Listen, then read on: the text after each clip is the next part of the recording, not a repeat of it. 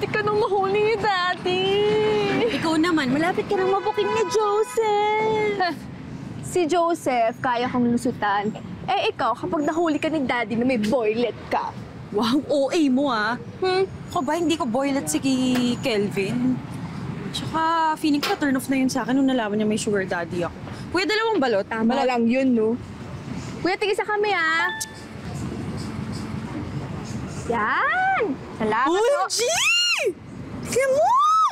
Ano na naman? Si Kelvin nag-message, tignan mo. Ayan o! Ay, Magkita daw kami. Ayan o, magkita daw kami. akala ko ba na turn off niya siya sa'yo? Girl! Girl naman, with this face and this body. Sa tingin mo ba may mata-turn off na lalaki sa akin? Hoy, tigil-tigilan mo yan, ha? Paano si Daddy? Kaya nga, bantayan mo si Daddy. Diba? Kapag sa tingin mo, nagsususpecha na siya ganyan nung may kakaiba sa akin, sabihin mo lang sa akin, bantayan mo, as in bantay sarado. Kaya mo ako nireko sa work na to para may spy ka, no? Di naman.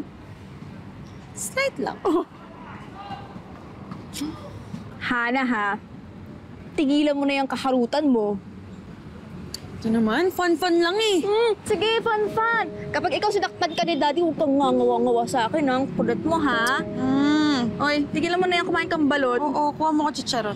Kuya, chicharon din, oh. Uy, take out ako, ha? Oo, saglit, magre-reply lang ako.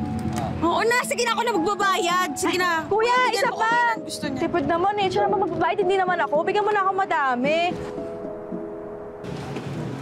Hoy, Jem! Halika dito, dali! Oh, ito na yung order mo, ha? Binigyan ko ng freebie yan. Uy, salamat ha. Kenneth! Mario! Halika nga dito. Tingnan mo to. Pawis na pawis ka na. Uminom ka muna ng tubig. Ay nga pala, Itsura mo. naghahanap yung barangay ng family na ipipictorial. Pwede ba kayong Kenneth? Opo, kami na lang po. Ay, nako. Hindi naman ako mahilig sa mga picture-picture na yan. Pero ang ganda-ganda mo. Mukha kang artista, sayang naman. Oo nga, Nay. Mukha po kayo model. Sure, kami na lang po ni Mama at Papa para complete. Hindi nga. Sabi ni Nay kami na lang daw. Eh, wala kang ang Papa. Ha? Meron ako. Pupunta siya dito, magpe-picture. Hindi totoo yun. Nay, di ba may Papa po ako? Oo. Oh, sabi ko sa'yo eh.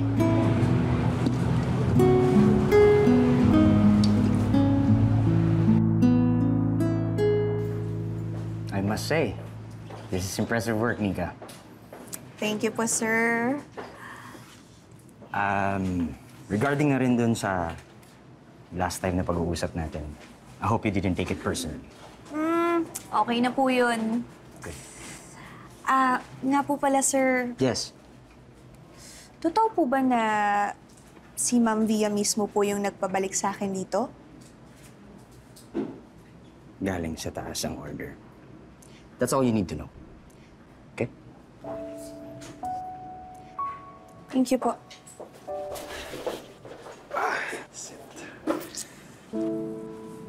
Nix. Oh, aba.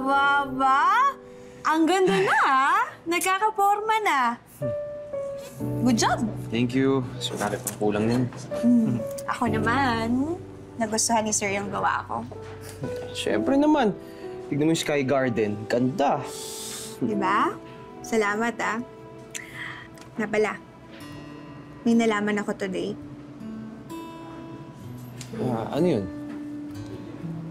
Mga higher-ups daw yung nag-decide na pabalikin ako dito sa trabaho.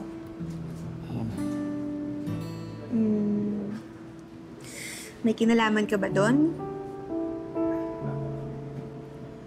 Alam ko na. Kinausap mo yung HR, no? Oo.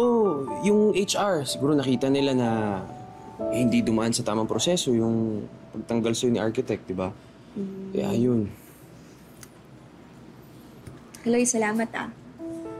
Kasi naniwala ka sa akin kahit ako mismo wala akong bilib sa sarili ko. Next naman, simula day 1 pa lang, Kahit na ayaw mong maniwala, ayaw mong marinig, andito lang ako palagi, ipapaalala ko sa'yo na magaling ka. Hmm? Thank you.